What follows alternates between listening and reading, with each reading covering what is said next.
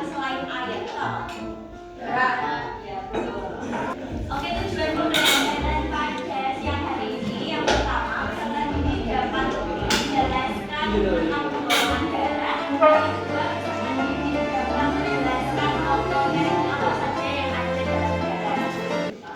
Selain pertama ini darah, dia tahu darah itu apa? Pasti dong. Oke, langsung disebut aja ya.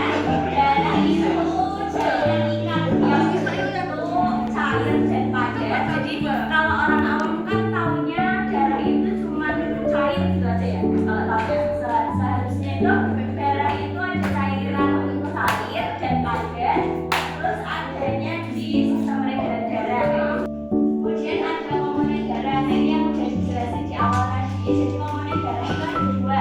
Yang pertama cair dan padat. Yang cair itu apa sih? Yang cair itu ada di plasma darah. Plasma darah itu terdiri atas serum dan fibrinogen. Kemudian yang kedua itu yang bagian padatnya itu ada sel-sel darah. Nah, sel-sel darah itu isinya ada tiga, yaitu ada sel darah merah, ya. Terus sel darah putih, nama lainnya apa?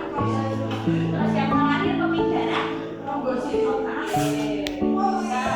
Jadi ingat ya, fungsinya plasma darah itu mengandung zat makanan dan zat sisa. Kemudian ini ciri-ciri eritrosit atau sel darah merah. Terus mengandung hemoglobin. Nah, hemoglobin itu apa? Hemoglobin itu yang membuat eritrosit itu warnanya jadi merah. Dengan darah itu berdasarkan sel darah merahnya. Jadi bisa dikelompokkan itu berdasarkan dari apa? Dari perbelaan sel darah merah. Dari nah ini bedakan berdasarkan antibodi sama antigen.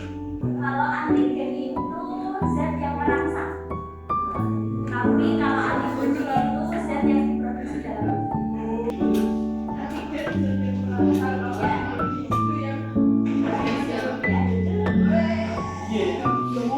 lanjut ya, transfusi darah. Jadi transfusi darah itu nggak boleh sembarangan.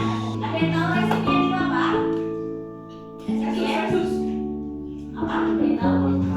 Resipien itu yang menerima transfusi darah. Nah, tadi pertanyaannya kalau asal donor itu gimana? Kan nanti jadinya kan ini didonorkan ke sini ya. Nah, itu jadi kalinya kayak gini. A ketemu A, terus ini B ketemu B. Ini nanti hasilnya itu akan menyebabkan yang namanya hemolisis. Hemolisis itu apa? Sel darahnya pecah. Nah, kalau sel darah pecah nanti gimana? Menyebar. Jadi nanti kan bisa menyebar ke seluruh tubuh itu, tapi tidak pada jalurnya. Makanya donor darah itu harus pada tujuannya yang benar. Sistem RH ya.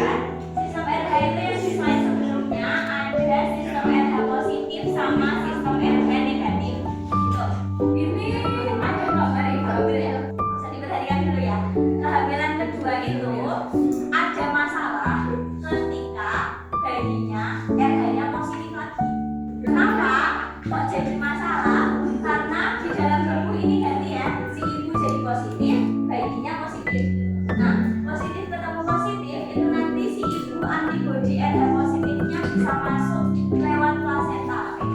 Positif ketemu positif itu sama aja kayak gini. Jadi terjadi hemolisis. Hemolisis tadi apa? Darahnya pecah. Teman-teman, habis ini ada Didengerin, habis ini ada game. silakan berkelompok 4-4. Silakan dibuka ya, 1 menit.